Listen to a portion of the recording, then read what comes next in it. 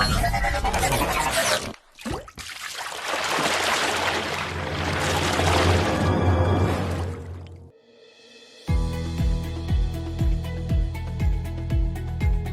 ligtas at masayang araw muli sa inyo mga bata! Narito na naman tayo para sa panibagong aralin. Alam mo ba na mahalagang mapanatili ang kalinisan at kaligtasan ng pagkain upang makaiwas sa sakit? Kung hahayaan nating marumi at hindi ligtas ang ating pagkain, maaaring makakuha tayo ng mga sakit. Una nating tatalakayin ay ang paraan upang mapanatiling malinis at ligtas ang pagkain. Ang pagkain ay dapat siguraduhing malinis at ligtas bago ito kainin. May mga alintuntunin na dapat sundin sa paghahanda ng pagkain upang masigurong malinis at ligtas ito. Sa araling ito, matututunan mo ang mga food safety principles na dapat isaalang-alang upang mapanatiling malinis at ligtas ang pagkain. Handa ka na bang malaman kung anong mga to? Bago ang lahat, ano munang ibig sabihin ng food safety principles na nabanggit kanina? Ang food safety principles ay naglalaman ng mga alituntunin upang mapanatiling malinis at ligtas ang pagkain. Ilan sa mga dapat tandaan natin ay itong mga sumusunod na to.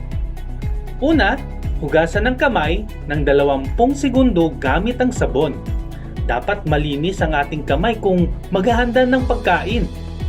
Pangalawa, hugasan ng karne at mga gulay gamit ang malinis na tubig bago hiwain. Pangatlo, siguraduhing malinis ang mga kagamitang pangkusina tulad ng kaserola, sandok at iba pa. Pangapat, dapat may 2 uri ng sangkalan, para sa mga meat products at isa para sa mga gulay upang maiwasan ng mga cross-contamination sa paghahanda ng pagkain. Ang panglima naman ay lutuin ng karne sa loob ng 45 minuto, lalo na ang baboy, upang mamatay ang mga mikrobyong maaring nasa loob ng katawan nito tulad ng salmonella at iba pa, o kaya'y hintayin lumambot ang karne. Pang-anim naman, hindi maaring sobrang patagalin ang pagluluto dahil ang pagkain ng sunog na pagkain ay masama sa katawan. Ang mga gulay na sariwa ay maaring i-half cook at ang mga dahon na may blanch lamang. At ang panghuli, takpan mo ang tirang pagkain upang hindi dapuan ng mga insekto na maaring magdala ng mga mikrobyong nagdudulot ng sakit. Kung hindi mainit, maaaring ilagay mo sa loob ng refrigerator para hindi mapanis. Kung ilalagay sa refrigerator habang mainit pa, maaari itong magtubig na magiging dahilan ng pagkapanis. Ayan, natalakay na natin ang mga food safety principles. Ngayon naman, ano ba ang kahalagahan ng pagpapanatili ng malinis at ligtas na pagkain? Sa araling ito, mas mapapalalim pa natin ang iyong kaalaman kung bakit nga ba kailangang mapanatiling malinis at ligtas ang pagkain. Ang mga gawaing pangkalinisan pagdating sa pagkain ay makatutulong upang maiwasan ang mga sakit na dala ng bakterya, virus o parasites dala ng maruming paghahanda ng pagkain.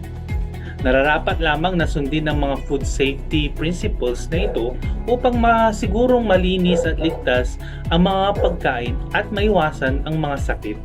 Tingnan natin ang mga larawang ito. Ano kaya ang mangyayari kung hindi ito gagawin ng tama? Kung hindi na susundin ng tama ang mga food safety principles na nabanggit kanina, maaaring magdulot ito ng sakit sa atin at maaaring hindi na natin makain yung mga pagkain dahil sa panis na ito. Ayan, natapos na naman tayo sa lesson natin ngayon. Tandaan mga bata, kalinisan sa pagkain ay tiyakin upang sakit ay maiwasan natin. Ito po ulit si Teacher Edwin, nagsasabi, ang batang nakikinig, tiyak may natututunan. Paalam!